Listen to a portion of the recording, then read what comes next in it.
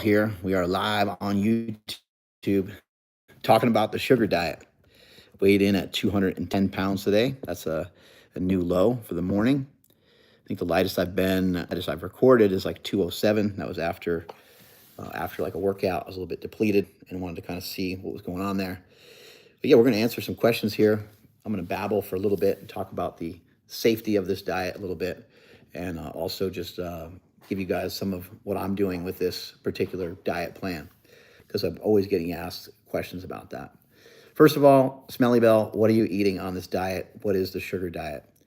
The sugar diet is a diet made up of simple carbohydrates, including fruit juice, straight sugar, honey, maple syrup, those types of things. There is a little bit of room for candy, and that's some of the appeal, and people get excited about that, but it's not necessarily the main thing of the diet. For myself, that makes up a tiny, tiny percentage of this diet. But yes, you can eat a little bit of candy. I like to have a little bit sometimes before a workout, or sometimes just randomly because they taste good. Make sure everything that you're purchasing, read the food labels, make sure there's no oils in anything, and make sure they're very low fat. Fruit juice, sugar, honey, maple syrup. In addition to that, you can have smoothies. So you can go to Jamba Juice, or you can make smoothies at home. Just any smoothie that you purchase from a store or anything like that that's pre-made, just again, check the food labels, make sure that there's no fat in there. You're primarily trying to eat just straight carbohydrates.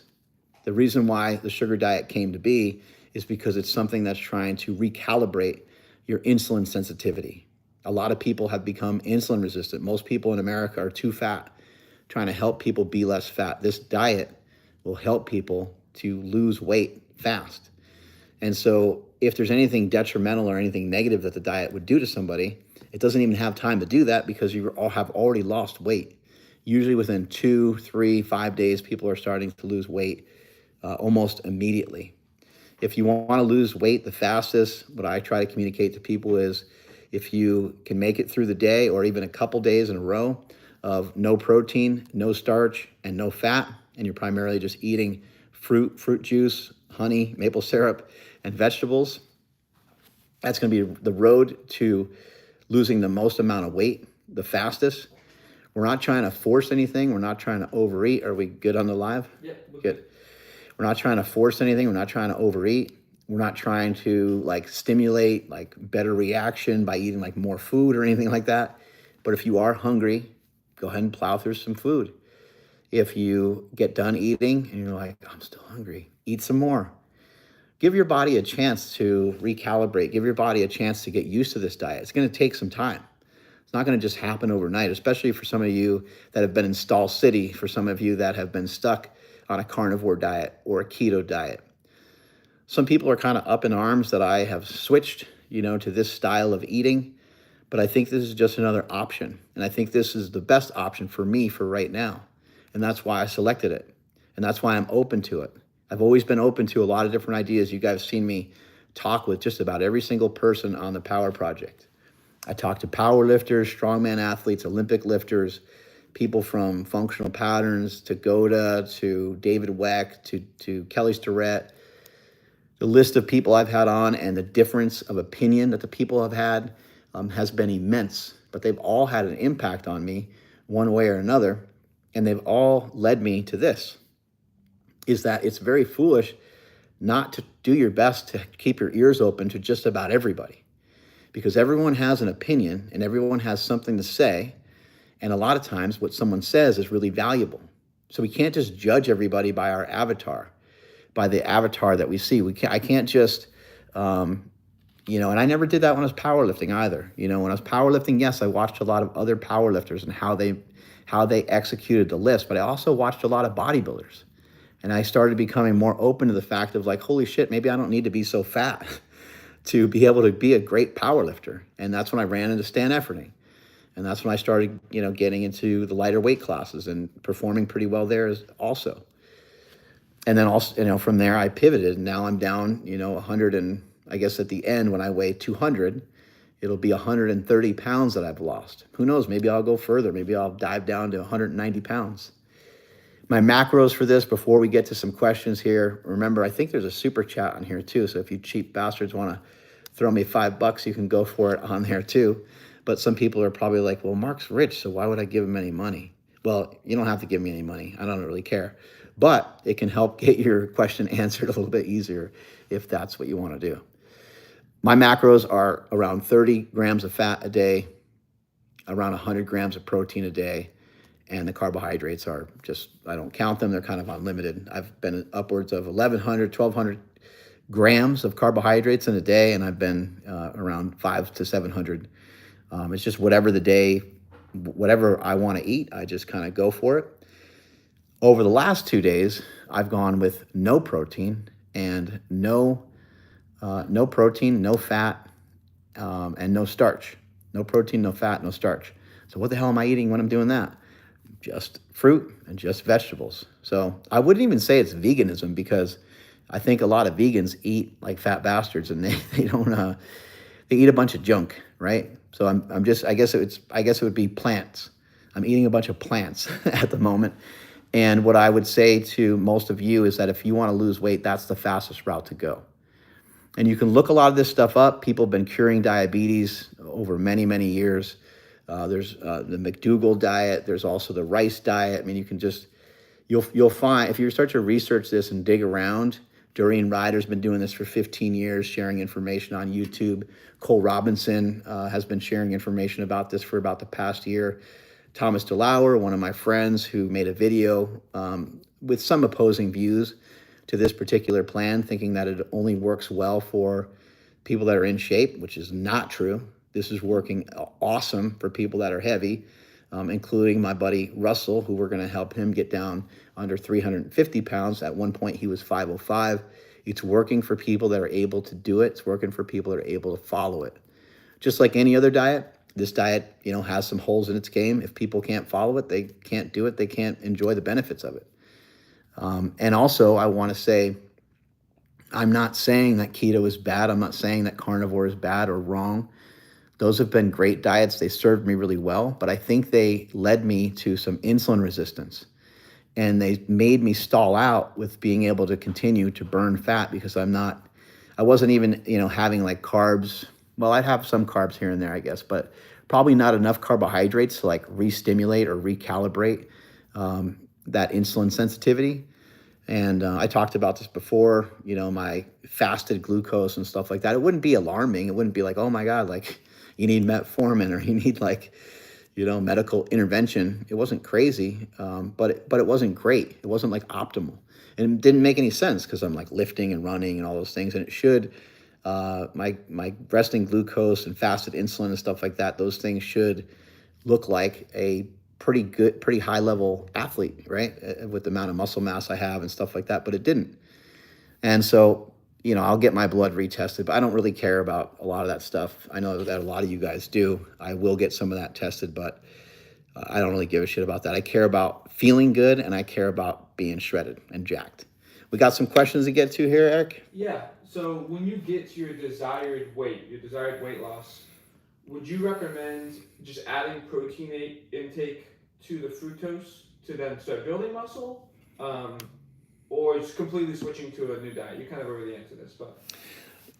Yeah, what I'll probably do is I'll probably just use this more intermittently. I probably just, like I won't feel like I need to do this every day. When I get down to 200 pounds, which is basically 10 pounds away, because I weighed 210 pounds this morning, I also might, delve into a little bit of the vertical diet.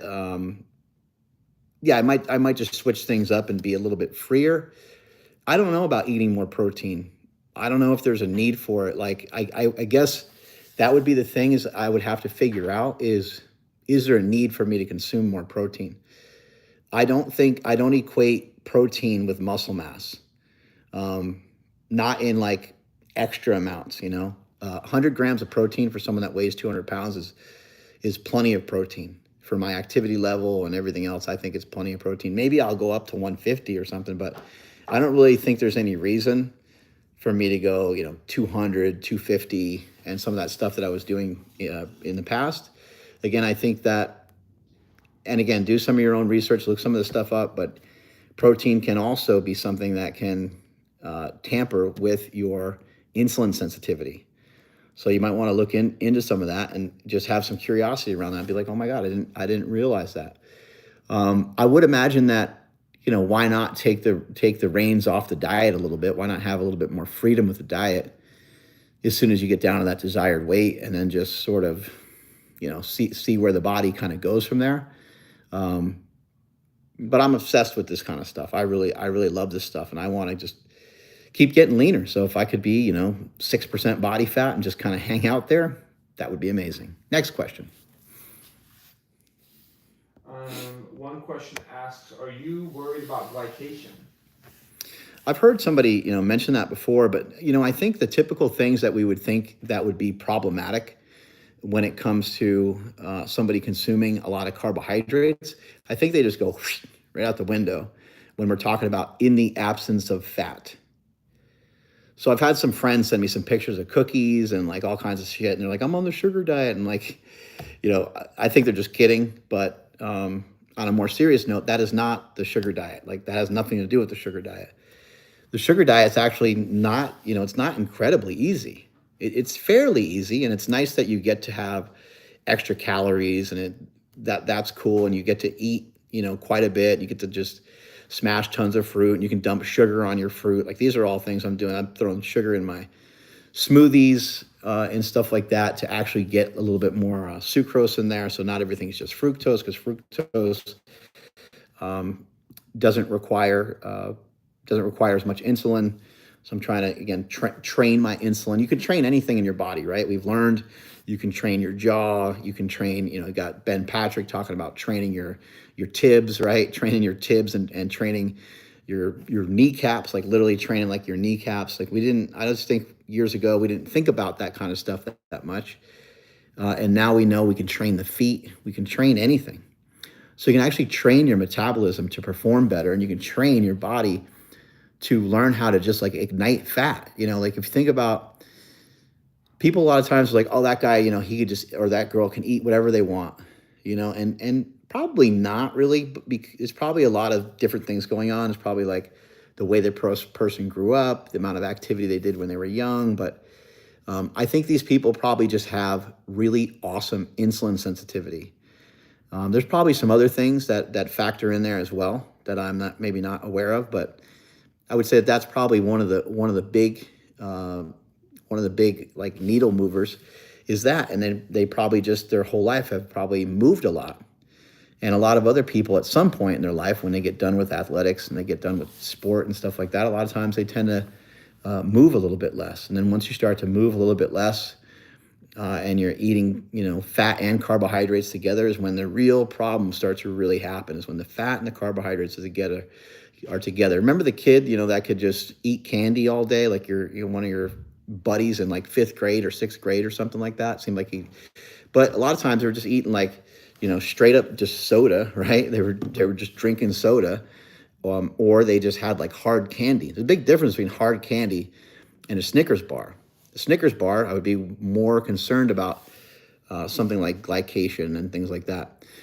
These are questions I asked Stan Efferding, and it's going to be on this channel coming up, Mark Smelly Bell YouTube channel.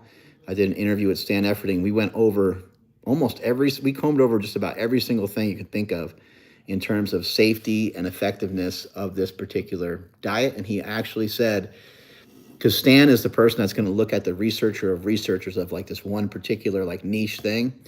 And one of the guys he looked into that talks a lot about fat, not saturated fat, but just fat in general, and fat grams and fat calories. Basically, the guy said you're not going to have a lot of things to worry about when you're in like a 30 to 40 grams of fat a day. Obviously, your body size and stuff like that factors in there. But I'm right around that level typically with the amount of fat that I consume each day. And then also in terms of protein, it was around half your body weight. So 0.5 times your body weight per pound, in grams of protein. But what's interesting about that too is that it's actually your lean body mass. So it's even lower than that. It's probably like 0.3, or depending on your body fat percentage, but 0.3 times your body weight just is not a crazy, like for me, it'd be 60 grams of carbohydrates or something like that. So yeah, if I'm 60 to 100 grams of that, 30 to 40 grams of protein in a day, I'm in the safety zone, and it's not gonna hurt anything if I occasionally do what I did more recently, which is have no fat and no protein on some particular days. You just don't need protein every day. You don't need protein to the amount that's being shared. I mean, I've been saying this for years, 1 gram per pound of body weight, but I oftentimes said after that, I don't think you need that amount. That's just like extra to make sure you're like covered. And also to have something to eat, because I was doing a lower carb style of eating. Next question. Well, yeah. What do you think of consuming EAAs on tough workout days during training, if you're not consuming any meat at all and doing mainly fruits, veg, and some starch? I just don't think there's a need for it. I just don't think it's necessary. So if you like to taste them or something, I guess you can have them, like you can drink your EAAs with dinner.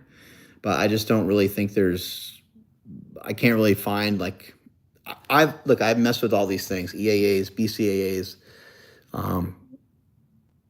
I wish I could say really awesome things about them, but carbohydrates will blow them away every single time. So if you're going to have anything during a workout, just sip on some juice or eat a little bit of candy is a little bit more the route that I would go. Those of you that, are getting into this diet, obviously take care of your teeth. You might want to actually just brush your teeth a little bit more, because you are consuming sugar. There is some concern there, especially if you eat like gummies or any of that kind of stuff. Like this stuff, just the gummies and the consistency of what you're chewing on does actually literally stick to your teeth. So I actually will, I don't always use toothpaste every single time, but 3 times a day probably with toothpaste, but 1 or 2 extra times a day, I'll just kind of brush like some of that shit off if I did eat some candy or just had like fruit, honey, and sugar and stuff like that, because you don't want shit to happen to your teeth. That's really bad news. That'll really screw a lot of things up. Next question. Yeah, we got one listener who's dealing with some runny poop, some diarrhea. How does one deal with that when you're only eating fruit? Hey now, someone's got some diarrhea, huh? Damn, that's a little bit scary. Yeah, anytime you change your food, your bowels are gonna change, right? Your bowel movements are gonna change, and we saw this happen with the carnivore diet.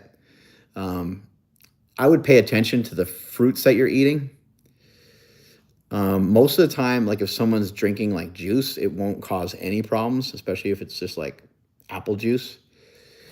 But if you're eating apples, that could be pretty hard on like your stomach.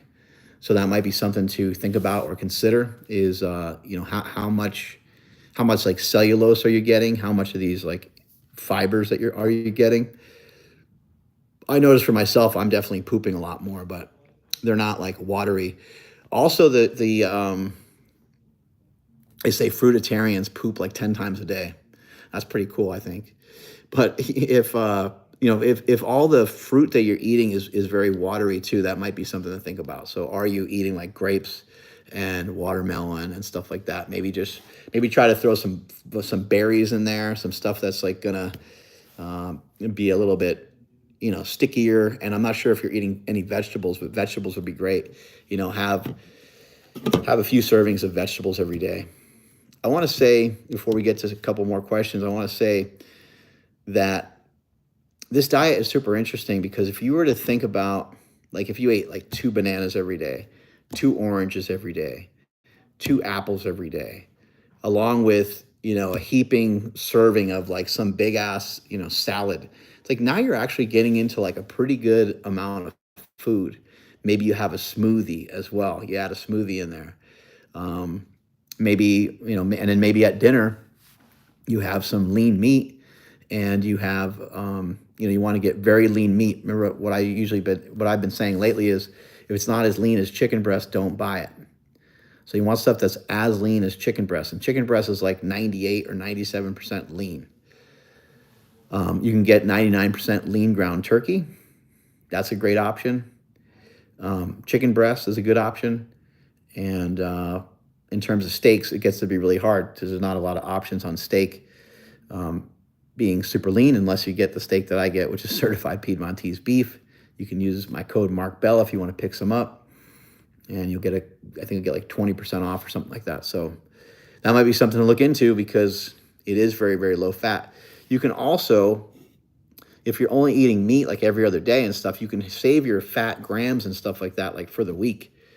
And that's one of the take homes from this whole thing is that we're not really looking at like calories per day, and we're not really looking at like grams of stuff per day. It's more like grams of stuff per every other day or grams of stuff per week that we should be probably looking at a little bit more. So for myself, if I'm in a neighborhood of 300 to 700 grams of, or 400 to 700 grams of protein a week, I probably have sufficient protein where I'm going to be able to hold on to muscle mass.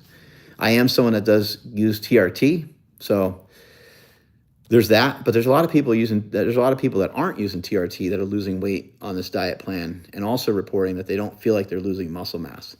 So anyway, you want to tinker with this stuff, and the most important thing always, always, always is just to make sure that the scale is trending downward. So if you got a question about like pretzels or popcorn or eating this or eating that, as long as the scale's going down, then you're in control and you don't really even need to get verification from me. Next question. Yeah, what's your daily, what was it? How many calories are you consuming on average? Do you monitor your calorie expenditure? No, I don't monitor either one. I've never been a fan of counting calories. In fact, I like to call people that count calories calorie counting cunts. I think it's just too nitpicky. Like I can be picky with my food too because I am concerned. I do want to be in great shape and all those things, but I just think it's overkill. I think the thing that you're measuring is your weight on the scale. And if you want to take it a step further, maybe you get some, body fat looked at or something like that. You do body fat percentage, you get a DEXA scan or something like that. Pictures are great. Picture from the front, picture from the side, picture from the back. Check out your back fat, check out your love handles, check out, where you got fat. Measurements are great. Those are all great things to do. No one really ever takes measurements, but that'd be great. Imagine measuring your waist and it's like 45 inches, and then, 3 years from now, it's, 3 years from now, it's you got a 34 waist or something like that. Like, shit, that's pretty cool, right? And we know how much your health and vitality goes up when you lose that much visceral fat, when you lose that much fat kind of around your waist. This diet, I think the way I like to really think about it is it's a little bit similar to if I was just to tell you to like fast, if I was to tell you to fast for 3 days, or, Peter Itea was going on podcasts years ago and he was talking about how long he would fast for. And he would say every quarter, I'd fast for 3 days, or every quarter I fast for 5 days, right? And there wasn't really a lot of negative implications of that in terms of him like losing muscle mass or having like, maybe he lost a little bit of muscle mass during it, but there was always like a rebound afterwards, and then he'd probably be fine again, right? But you can look at this as like fasting is dead. There's no reason to fast anymore. I'm a huge fan of fasting. I love intermittent fasting. I love all the different protocols of fasting, dry fasting. I think all of them are awesome, but there's really no reason to fast anymore now that we have a sugar fast. We have a sugar diet, and you can actually take it a step further and do a sugar fast. A sugar fast is eating fruit and fruit juice and putting that shit on repeat until you lost the amount of weight that you want to lose. Or you can do a sugar fast like every other day, or you can do it wherever you think is appropriate. You can kind of stick it in, plug it into your diet, and watch it just pull body fat off of you. You're going to lose tremendous amounts of weight that way. If you're not eating any protein, you're not eating any fat, and you're not eating any starch, it will be very, very difficult for that scale not to trend downward. It might be a little bit difficult to make it through those days because they're different. They're different than what you've tried in the past, but give that a shot and see how that works for you. Next question. It's not a question, but you got a paid comment saying, Hey. Hello from Fairfield, California. I've been following you since 2020 when you were doing carnivore. That changed my life with other new healthy habits. Super excited about this diet. I'm down 2 pounds in 2 days, 176 pounds, 5'11", 14% body fat. Damn, that's awesome. That's our first paid super chat person. Yeah. You cheap bastards. Someone asked, what kind of juice do you recommend? I like apple juice a lot. My wife bought pineapple juice a couple days ago too, and I like that a lot. I like pineapple, so it makes sense, but I just haven't had that in a while. So I was like, I haven't had juice in like a long time. Just it's really about, it's not so much about what I like or what I'm doing. It's about what you guys like. So you're going to have to find fruits for yourself. The other thing about this diet that you might find is you might find that it's pretty inexpensive, to go buy like a big, like watermelon and stuff like that. It's definitely less of an expense than trying to buy, really nice, cuts of meat and stuff like that can be very, very pricey. So this has some opportunity to help you, with your saving some money. And then also you have stuff that's super cheap, like actual sugar and actual candy. Again, the diet's not comprised of that. It's not made up primarily of that. But I do think, and I haven't really looked into this that much, but I think that if people only ate candy, I think they would lose tremendous amounts of weight. But there's other things that are going to happen with that. Like I can assure you that you're still getting in decent amounts of protein. I can assure you that you're still getting in decent amounts of nutrients when you're eating vegetables and fruit. You're getting a lot of micronutrients along with some macronutrients. And I realize that, okay, the bioavailability is different than meat, and I get it. I agree. I understand. I'm not telling people to be vegan, and I'm not promoting that people should go, and do this diet for 2 years, because we know what's going to happen with that. We know that there's some issues sometimes with veganism, and people have to kind of supplement and so forth, and it doesn't always work out great for everybody. But what I'm trying to say is, like, do this until you get to your desired weight, or do this as much as you can until you get to your desired weight. If you feel like for pleasure and even for health reasons that you need to not do this diet every single day, all the time, forever, then pop out of it. Maybe you have a weekend where you just kind of eat whatever. And then you go back and you're like, all right, 5 days sugar, try 5 days sugar fast or 5 days sugar diet. Doesn't always have to even be the fast. This diet is going to help you lose weight. When I first started doing this diet, which is probably about 8 weeks ago, I initially started out just eating the carbs throughout the morning. And this is important. You keep your fats and your proteins for the evening. Your fats and your protein are for the evening, and for the evening only. Like, try to be strict with that. Try not to have yogurt, or just try to be strict with it and see what happens. If you're making progress, then stick with it. And if you're not making progress, then you want to try to figure out what's the problem. But your fruit is, all throughout the day, and then maybe midday you start to go a little bit to fruit and vegetables. And then what I was doing is I was having a really lean source of meat, and I was having a starch every night. Japanese sweet potato, rice. Sometimes I'd have 2 servings of meat, and sometimes I'd have 2 servings of starch. It just kind of depended on how hungry I was. And in the beginning, I was pretty hungry. I kind of made a deal with myself. I was like, you know what? I got to practice what I preach. What I preach is that whenever you start a new diet, eat as much as you want. Don't deprive anything. In this particular situation, where your sweet tooth kind of keeps calling you, just keep hammering. You want more apple juice, you want Gatorade, just keep going. Because there's going to be a satiety, there's going to be a point where you're just going to get adverse. There's some people that can just continue to hammer sugar. So you might want to kind of just pay attention. You might be one of those people. You might be like a bottomless pit, but go do something. Go for a bike ride, or go do something where you're not stuffing your face. Go to the gym. I think one of the biggest benefits of the gym that's never talked about is the fact that you're not eating when you're there. And the same thing with like a jog, the same thing with going on a walk. It's like an hour without food in your face. It's also an hour where you might not be thinking about food as much, which is nice. Usually at the end of a workout, though, your mind drifts right back to food again. You're like, I should stop at In-N-Out Burger. That place is awesome. Anyway, we got more questions? Yeah. What's your sodium intake a day doing this? I don't count or track anything. I still do have some sodium. I use salt. I salt my foods. I have a bunch of different salts at my house. I have like real salt. I have the Celtic salt, a bunch of different salts, because like table salt still has good, has sodium in it, but it doesn't have as many like minerals and stuff because they bleach it and they do whatever the hell else to it. So I try to get the best version of that I can.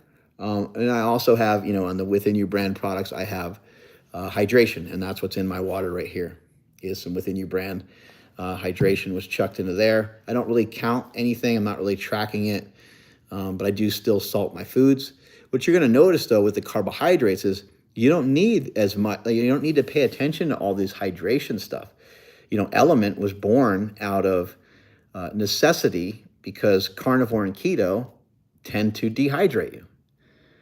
They tend to it tends to make staying hydrated well harder because, again, it's carbohydrates. The carbs help hydrate everything. Carbohydrates are something that's going to make the human battery be able to run way more efficiently.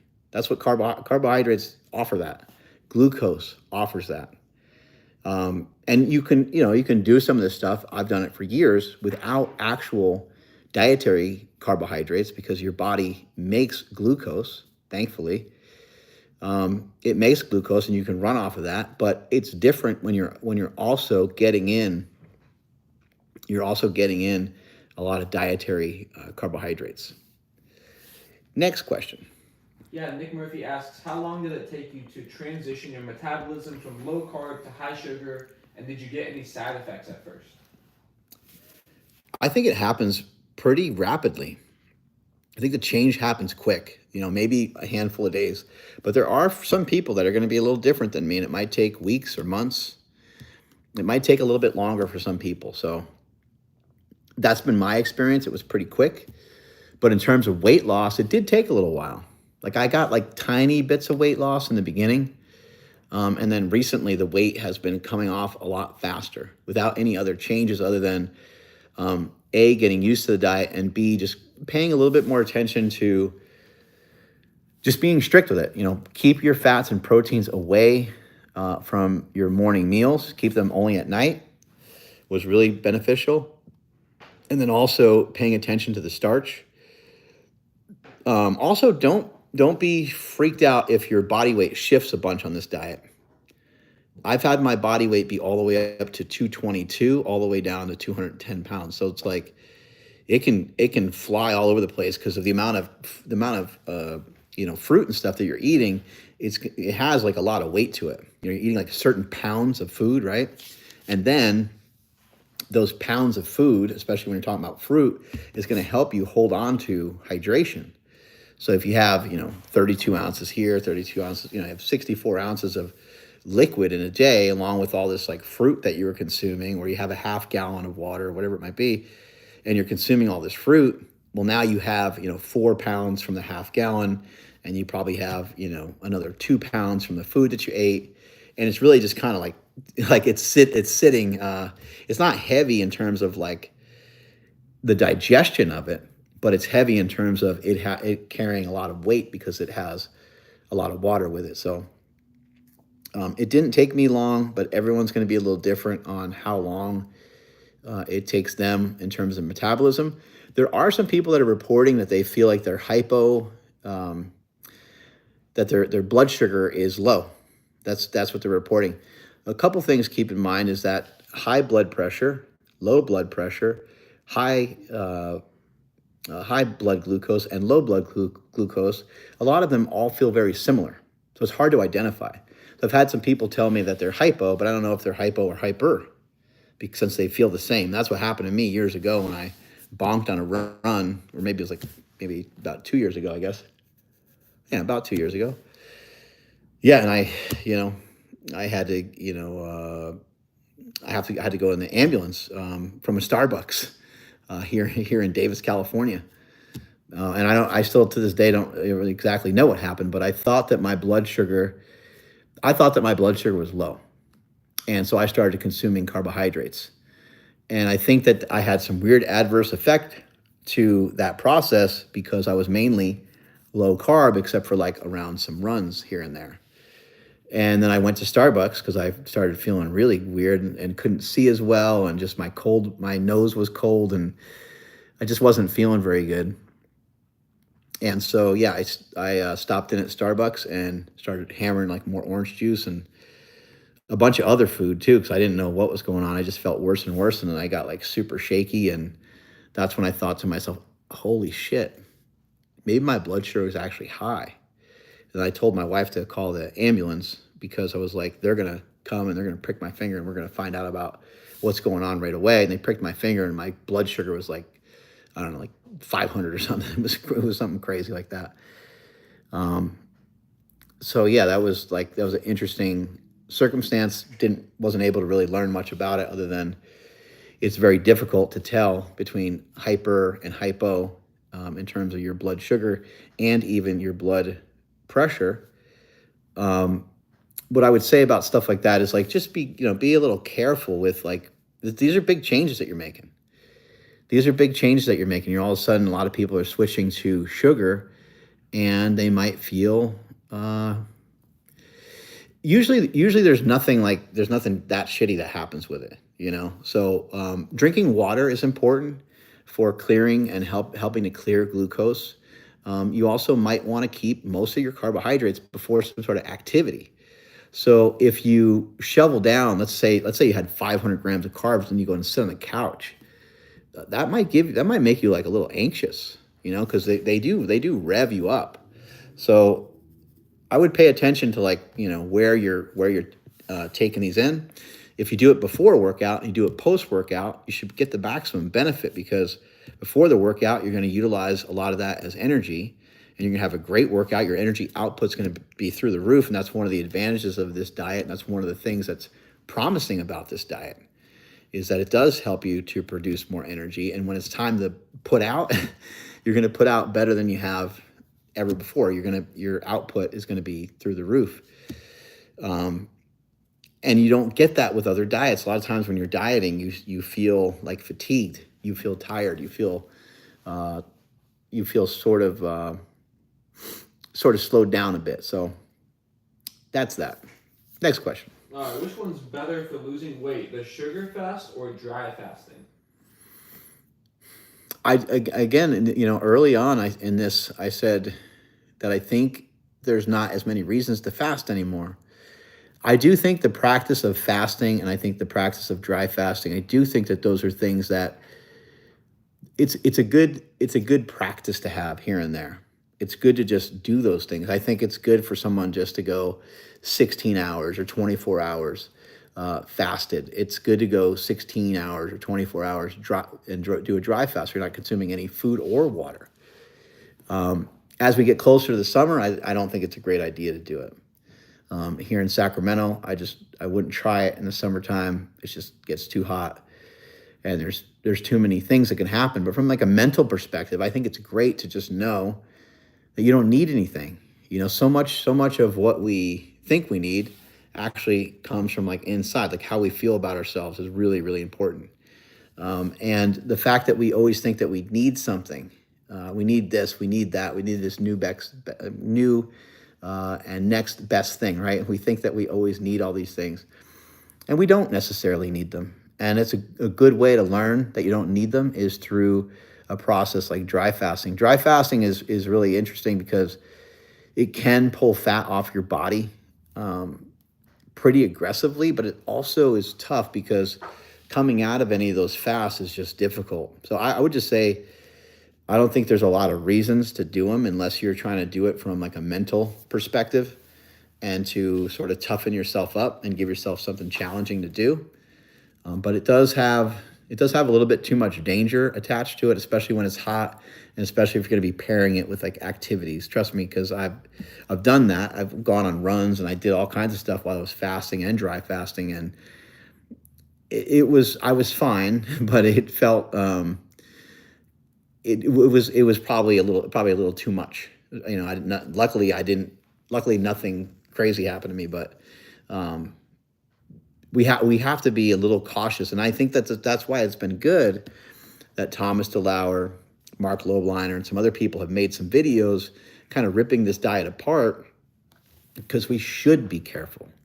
We do have to be really careful. We do have to be really cautious when we dive into anything. Remember how cautious people were when they first heard about carnivore?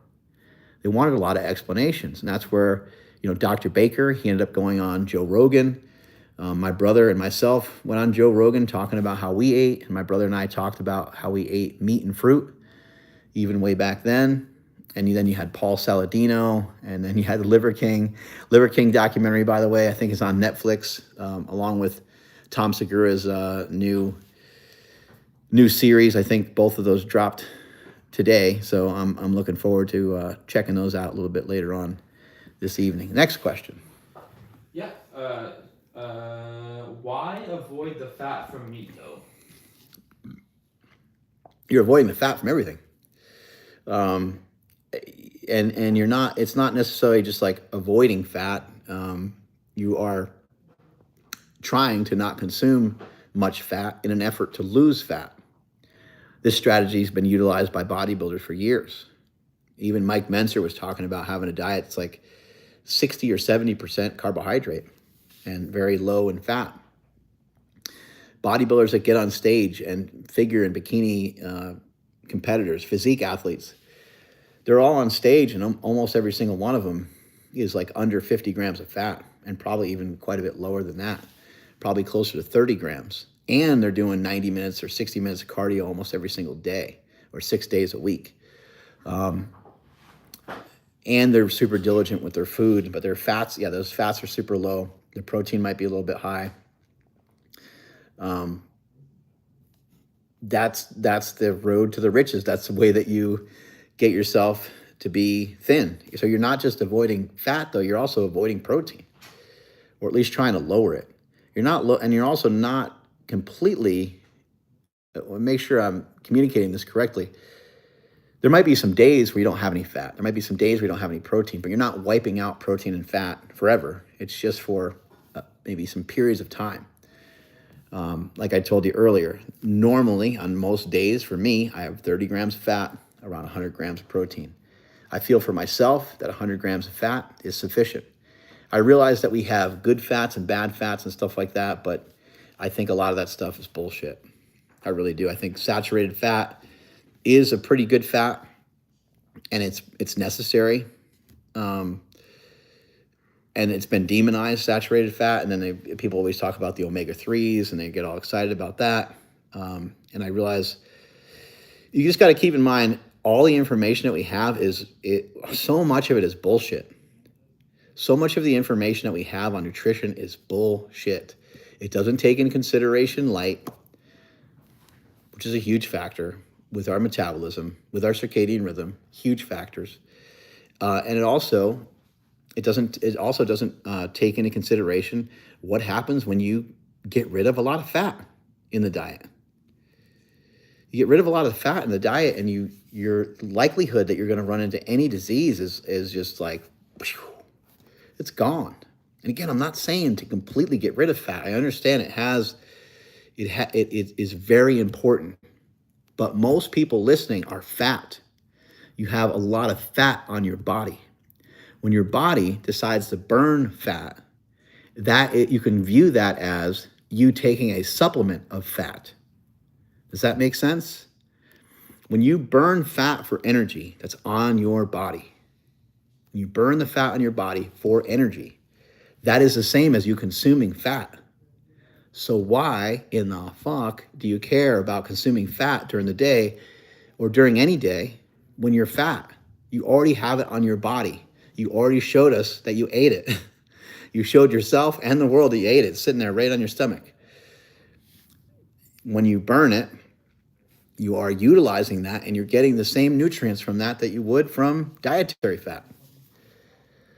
So that is why we're lowering. We're not avoiding. We're just lowering. We're lowering the fats quite a bit, and lowering even some of the protein down a bit too, but not to any sort of level that should lead to any negative consequence at all.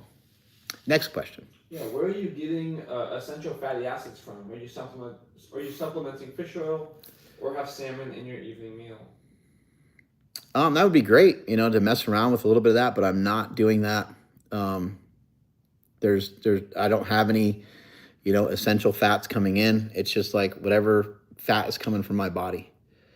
So again, people have fat on their body, myself included, and I'm weighing less, about every other day. There's a pretty good drop in the scale. We lose weight more so in grams than we do in pounds. So that's something to keep in mind for those of you that might be a little impatient. You might be like, I only lost 3 pounds and I've been on this for 2 weeks. Well, that's actually pretty good progress. Any weight loss that we see registering in pounds is really good progress. But yeah, for myself, I'm losing weight.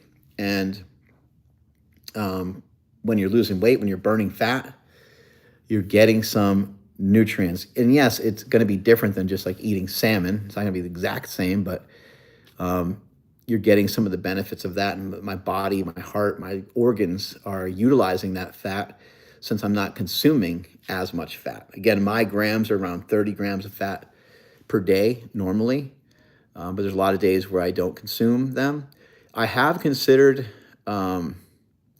utilizing some fish oil, and I have considered even utilizing a little bit of MCT oil. The great John Perillo, who brought MCT oil to the market probably in the 80s, he would say he'd have bodybuilders prep for a show, and he didn't even count MCT oil as like anything. He'd have them take like 3 tablespoons of it a day. I don't know how right he was with that, but like he did a great job prepping people for shows, and he knows a ton. And he was just basically like, hey, look, the MCT oil is a fast-acting fat. It burns up super fast.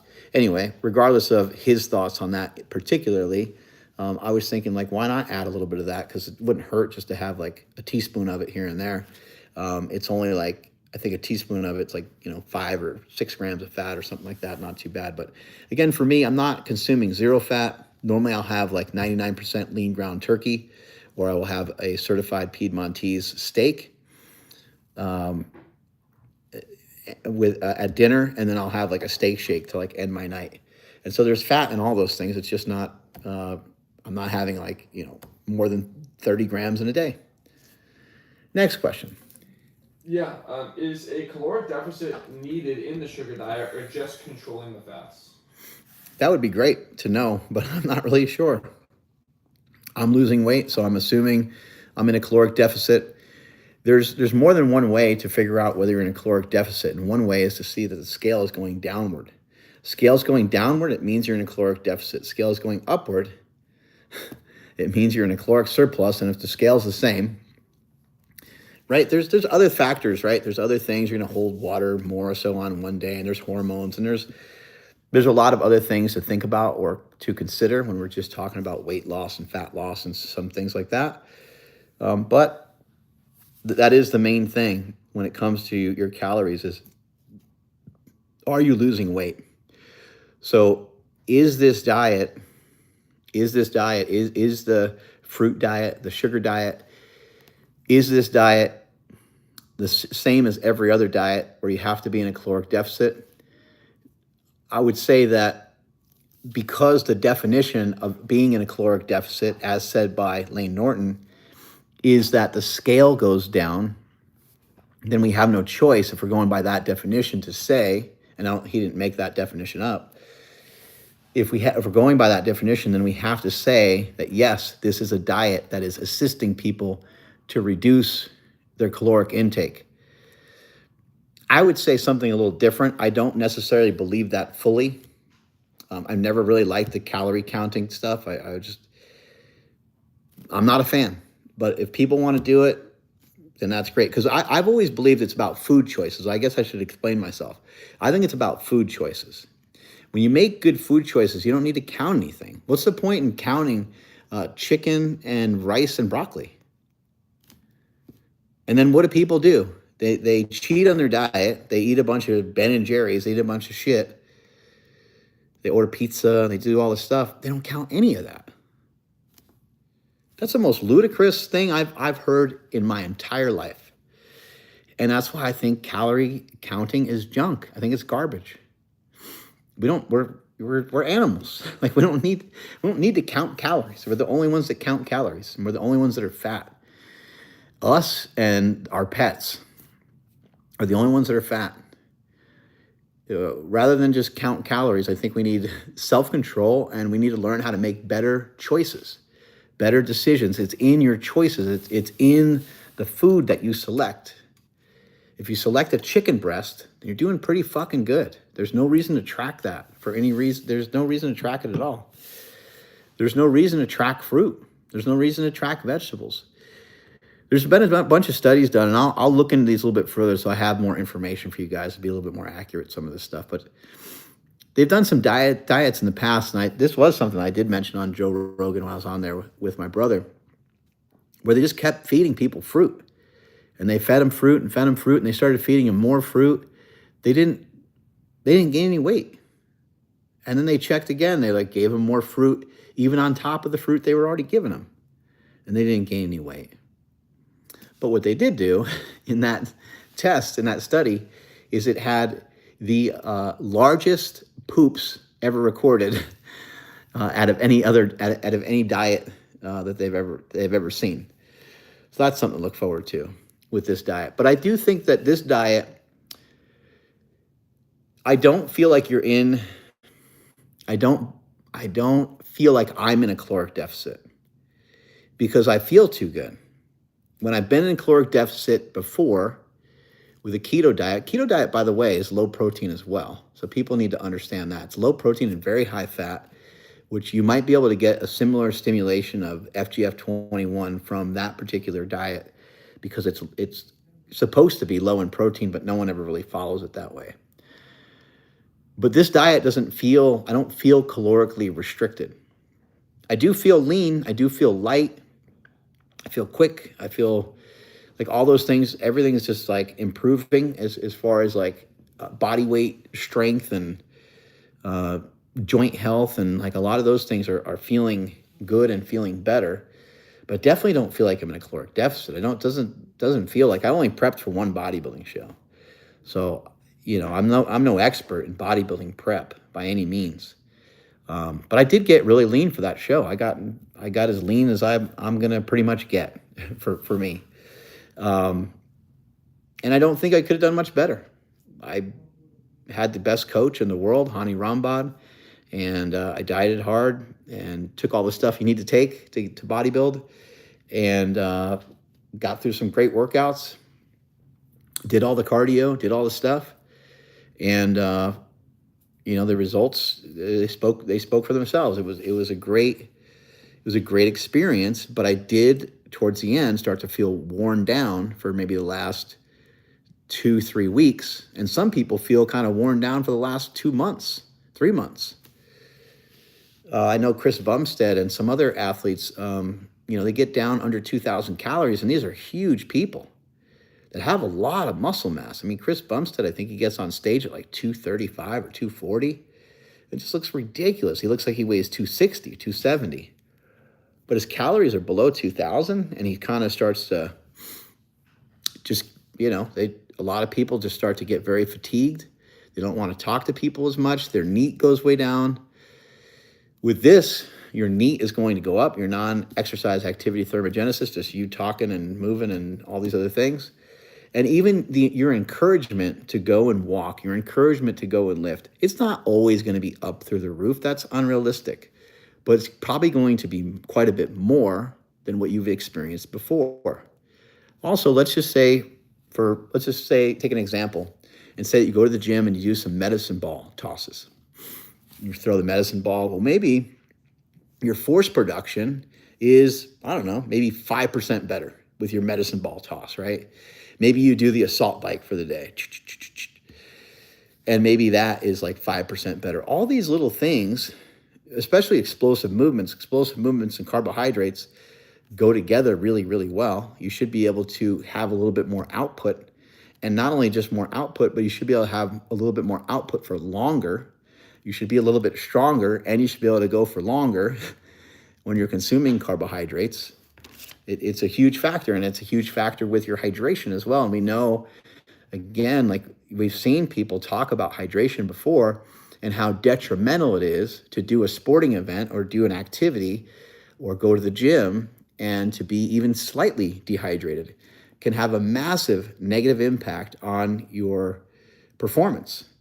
And so if your performance is a little higher and your NEAT is a little higher, you're going to be burning just more calories because of all the extra movement, and your ability to have better output is increased exponentially. But even in addition to that, I think something else is going on. And I think your metabolic rate is going higher via some of this FGF21. My suspicion, I might not be 100% accurate on that, but that's smelly science. It's just what I think. And then I also think because you are recalibrating your insulin sensitivity, I'm assuming that your metabolism is this moving target. So as you, let's say this is eating on this side and this is your metabolism over here.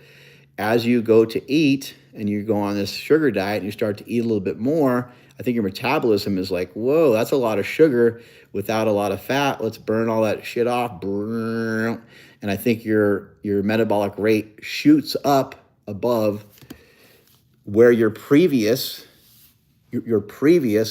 caloric maintenance would be. That is my statement on that. That's what I think is going on. I think that because there's a couple studies that have been done. There was one that was like a 7-week study, and I think they increased their calories. I think more than once. I think they did it twice during the study, and in both cases, they continued to burn those calories off when they were fed a diet that is similar to. I don't think it was like fruit. I don't remember exactly, but I do talk about it. I did a Q&A I did a Q&A on this channel, Mark Smelly Bell. So check out Q&A part 1 and part 2. And I think Ryan may have read some of the study because I talked about that study on that particular show, and we actually brought it up and talked about it a little bit more intelligently than I just talked about right there, because I want to make sure that you guys are able to just gather all the information that you can on this. But the information, some of it's necessary and some of it's just not. Like, who cares about these studies and who cares about exactly what's going on? It's neat to speculate what's going on, but it's even better to get results. So there's a lot of people that have a lot of questions and stuff, and they're a little timid in going into it. I just want to encourage you to go into it, to do the diet. And I want to encourage you to utilize different versions of the diet. Utilize a straight sugar fast. Like, do one day that's just a sugar fast. Do one day that's just fruit and fruit juice. If you want to sprinkle some sugar on some stuff, you can do that too. But try that. Just do that for a day and see what happens. Did you lose weight or not? The next day, do the regular sugar diet and do it and have a starch at night. Have your lean meat at night. Keep your fat, your protein, and your starch in the evening. Okay, and see what you end up weighing. Okay, the next day, go back to the sugar fast and just maybe do that like Monday, Wednesday, Friday. Do a sugar fast in between. Maybe you're doing the actual sugar diet part, and then maybe the weekend you can be a little bit more free. Maybe you can pick a Friday or Saturday or Sunday or something like that. Pick one day where for maybe a meal or two you're just kind of eating, like, don't go too reckless, but maybe you have a fucking burrito or something. Maybe you have your fat, maybe you go to a place and have some pancakes. People now, when you're on diets before, it was kind of hard to say, like, hey, go ahead and go do this, because we feel like you would unwind all your previous progress. Now, for some of you that are obese and some of you that have issues with food, this might mess you up because this could cause a downward spiral that lasts like days and weeks. So for those people, you're going to have to just stick to it more strict, and you're going to have to commit to it. But for other people that can have a little laxity in their life, that can go and enjoy a pizza with someone they love and care about and have some fun, go ahead and fucking do it. Like that. Think about, you go on a diet and you're 5 days in, 3 days in, and you start having some cravings. Write them down. Be like, pizza, all right, write it down. Write that shit down. Ice cream, boom, write it down, right?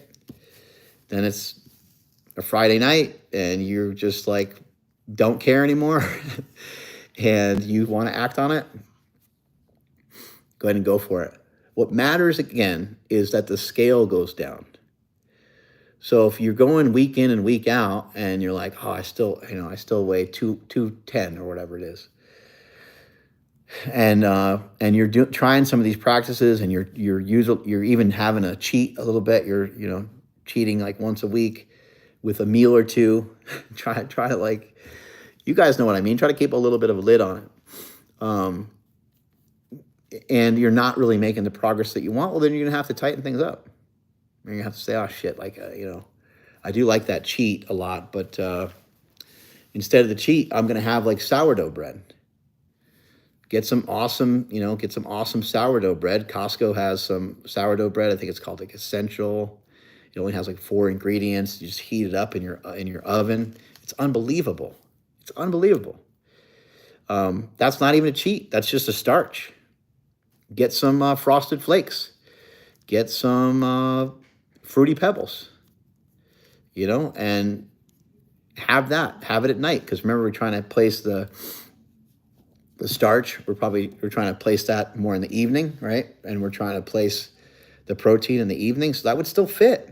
It's not part of the diet. It's not the main part of the diet. It's not the main part of the diet, okay? It's not the main part. It's important to reiterate that a million times over.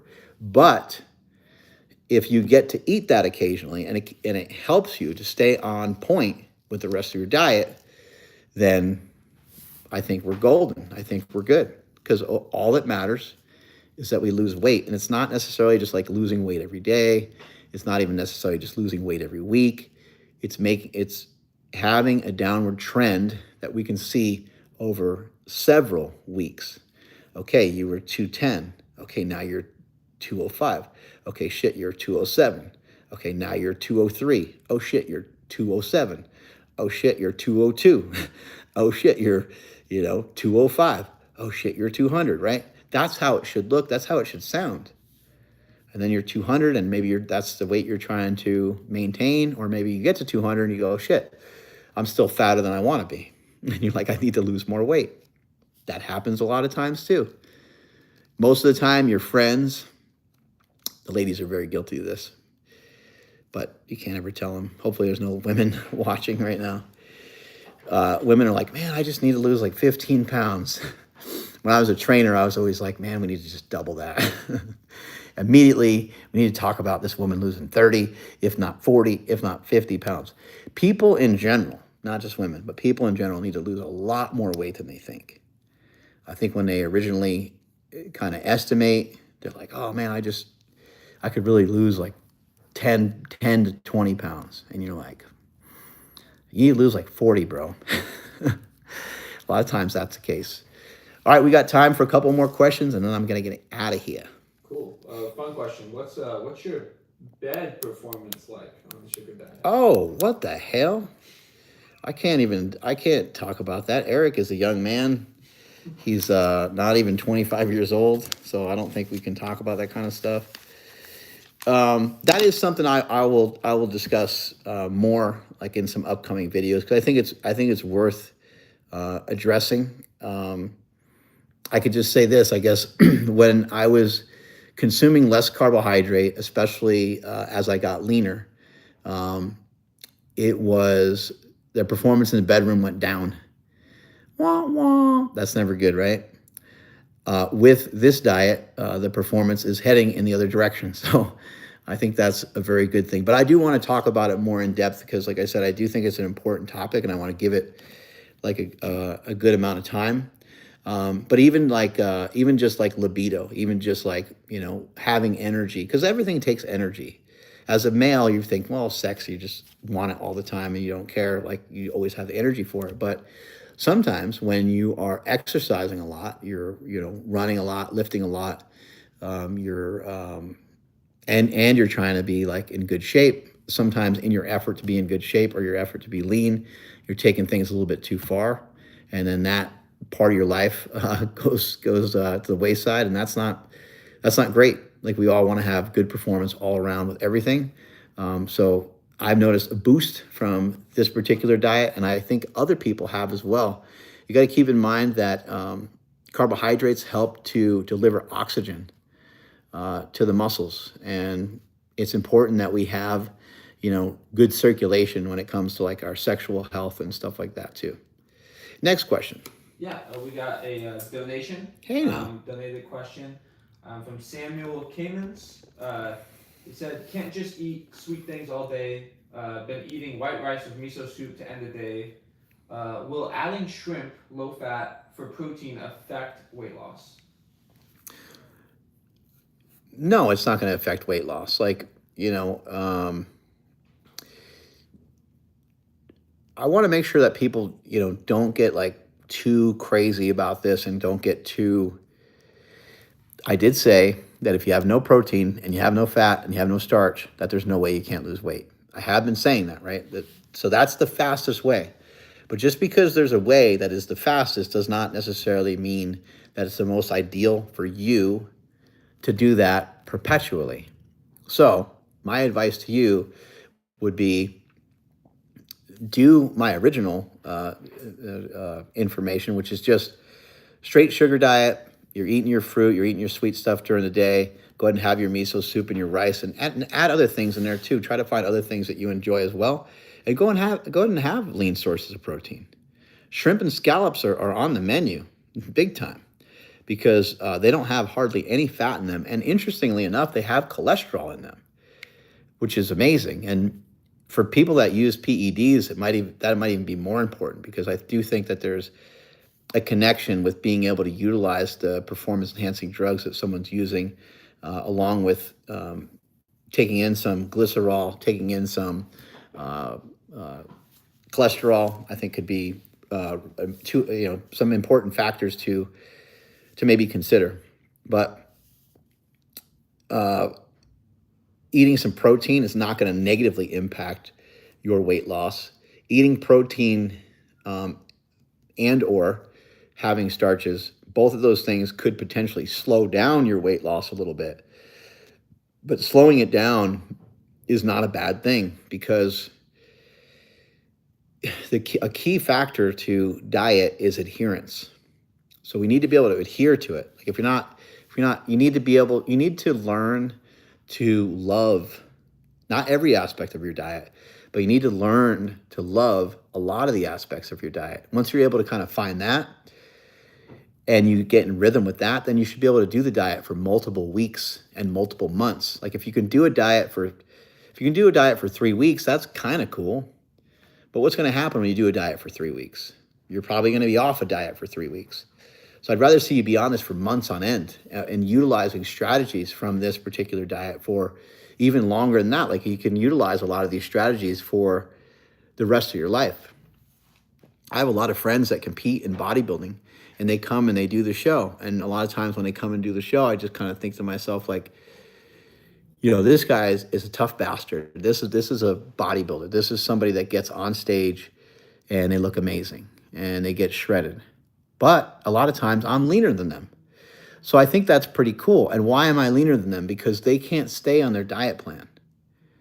Maybe they don't want to too. Maybe they want to like bulk, right? Like sometimes it's intentional from a bodybuilder, but I just think that that's interesting. Like they're on their diet and they're also like off their diet. They're off season. I mean, they're literally not just eating extra calories. They're like kind of off of a diet, right? Like they're consuming some other shit in there. Not as bad as bodybuilders used to do, but they're enjoying themselves a little bit, which is great.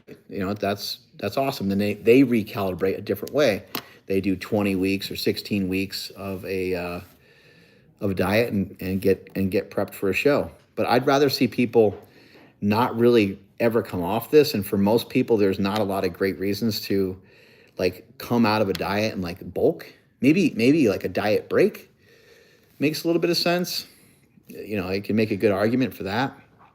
Maybe just consuming some extra calories for like a week makes some sense. But a bodybuilder, sometimes those guys will be like out of their diet for months on end. Next question. Yeah, it seems like a lot of people are coming in with the same kind of diarrhea problems going on. Oh my God! It's been a while. Maybe some new people didn't hear when you first answered it. Disaster pants. Reiterate how This guy, Fall Guy, said, "This diet is destroying my gut, bloating all day long, running to the bathroom, too much fiber, I might have to quit." Damn. Everyone's going to have different reactions. So I'm not going to try to like force anybody to be on a diet that's giving them blowouts, right? There really shouldn't be any bloating, especially the more closely related you go to sugar. So if you were just to grab a couple scoops of sugar and throw it into some water, that shouldn't cause any bloating whatsoever. That would be really rare. That would cause any problems for anybody, really. And even like certain candies and stuff, they shouldn't do anything to your gut. Gatorade shouldn't do anything to your gut. Apple juice shouldn't do anything to your gut. Maybe orange juice, sometimes like a little intense, but juices and stuff like that. Smoothies that you might make at home, they might be kind of big, and it might be like a lot to take in, because you might make a smoothie that's like this big. But that really shouldn't cause a lot of bloating. What might cause some bloating is things that have cellulose in them and things that have a lot of fiber. So you're going to have to pay attention to the fruits that you're consuming. Don't buy dried fruit.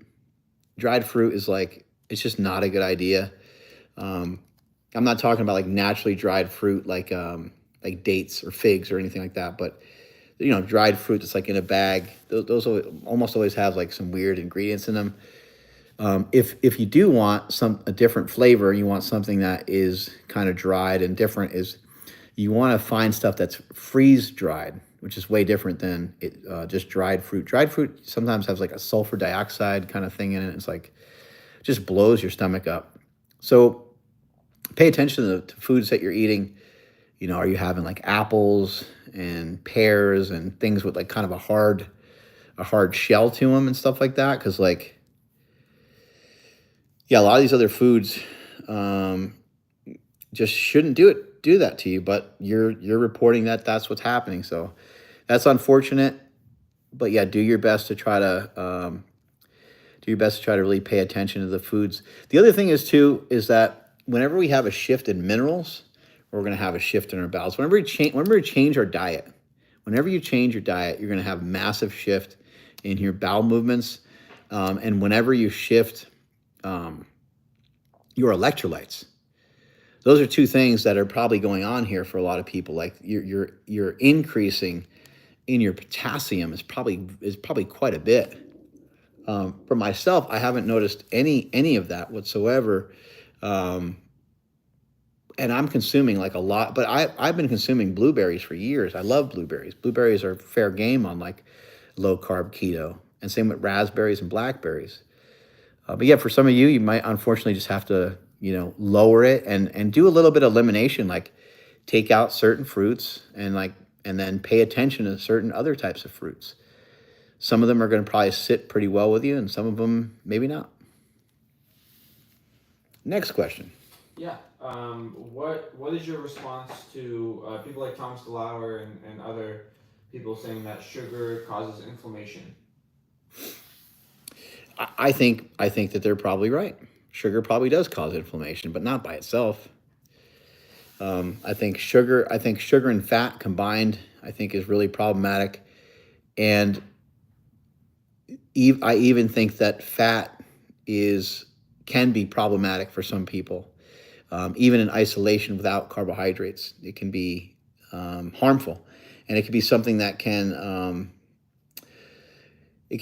starts to mess with your liver glycogen stores, and there's a lot of things. Your insulin sensitivity, like I mentioned earlier, like my own blood sugar has been high previously from being on a low carb ketogenic diet. I mean, I may have been like super low carb for like weeks on end, and then got blood work, and then like my blood sugar would be like 90. So someone's blood sugar who's on a regular, even someone who's on sometimes a regular diet, like just regular, they're not even on a diet. Someone who's just like eating like whatever, their blood sugar could be lower. Their fasted blood sugar could be lower than somebody who is doing like a carnivore style diet. Because the carnivore style diet person is consuming a lot of protein and also consuming a lot of fat. So to say sugar is inflammatory is interesting because I think that all food has some sort of inflammatory process. I think even the act of eating causes like a little bit of irritation and inflammation. I think those are like kind of natural things.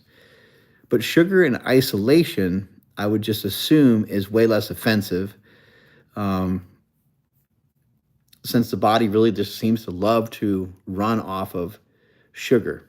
But I would also say that if you start to get an excess of sugar, which the only way to be in excess of sugar, in my opinion, would be, maybe not the only way, but one of the main ways to overconsume sugar would be to have too much fat as well, and then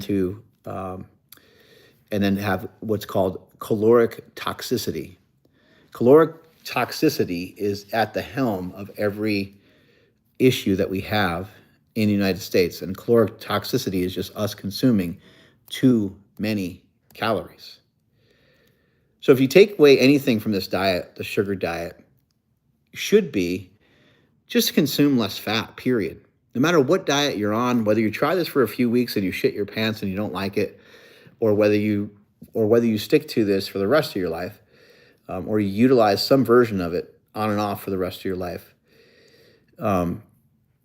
just understand that no matter what diet you're following, we always understand that calories are a big part of it, right? The calorie equation is a big part of it. So if we know that already, then let's just work on consuming less fat. Even if you're on a carnivore diet, keto diet's a little different because it's intentionally high fat and it's therapeutic for some things, and it's low protein. So we'll just exclude that from the conversation. But even if you're going to go like low carb lifestyle or work on carnivore and stuff, there's not a lot of good reasons, in my opinion, for just about anybody to be over 100 grams of fat continually, every single day. Again, there could be exceptions. There could be like, one particular day where someone has 150 or 125. I'm not saying you're going to turn into a fucking bullfrog or anything like that, but I don't think it's a great idea for our health to do that day in and day out. So hopefully that's at least one thing that comes out of this sugar diet for people. But I think that people are going to continue to have a lot of success. I've seen people talking about losing 80 pounds, people talking about losing 50 pounds. I've seen all different kinds of just regular people. There's one guy, give him a follow on YouTube because he's posting up some of his progress. His name is Sugar Punch. You might want to check out. He's sharing some of his experiences. He's got a YouTube channel. He's kind of just like a regular guy, And obviously there's Cole Robinson. There's Durian Ryder. Follow those guys. The Snake Diet, Cole Robinson. And there's a bunch of people that I'm going to have on this channel as well. I already did an interview with Durian Ryder. Harley Johnstone. You guys can look forward to that. That's going to probably pop up in like a week or so. I'm going to interview my homie, Superbrain. I already talked with Stan Efferding about this diet, and he went over it thoroughly. Another video that you're going to see on this channel. Thomas DeLauer is going to do the sugar diet and give it a shot. I'll have him on here as well. I will also probably have Mark Lobliner on here, who made a video recently talking about how he doesn't think you should ever try this diet. Meanwhile, he's probably done versions that are pretty close to it, being a bodybuilder where you submarine your fat super low. They just don't take their protein down. But there's some similarities. And bodybuilders, they don't usually have fruit. They don't eat fruit. It's an interesting thing. Bodybuilding can be kind of weird in a lot of ways. They don't eat fruit. They don't have fruit juice. And maybe some of the reasons for that is that there's fructose in those things, and it just doesn't require insulin like starches do, like potatoes and so forth. So they're probably trying to take advantage of the insulin that they inject, and they're probably trying to take advantage of the foods that they're consuming, having a good insulin response because they want that, because they want it to be anabolic, which you're getting from this diet too. It's not like your insulin doesn't go anywhere from the various carbs that you're eating that aren't starches, but mainly starches tend to kind of move the needle on that a little bit more so than some of the other sugars. Anyway, I'm going to bounce on out of here. Thank you guys so much. Thank you for the super chat donations. I really appreciate it. As we get more and more people on here, it'll probably be harder and harder to answer the questions. And so the people that are doing the super chats, much appreciated. Strength is never weakness. Weakness is never strength. I'm Mark Smelly Bell, and this is the Sugar Diet. Catch you guys later. Later, bitches. See, I still got some muscles over here. Never mind. Nope, see? All right. We're out of here.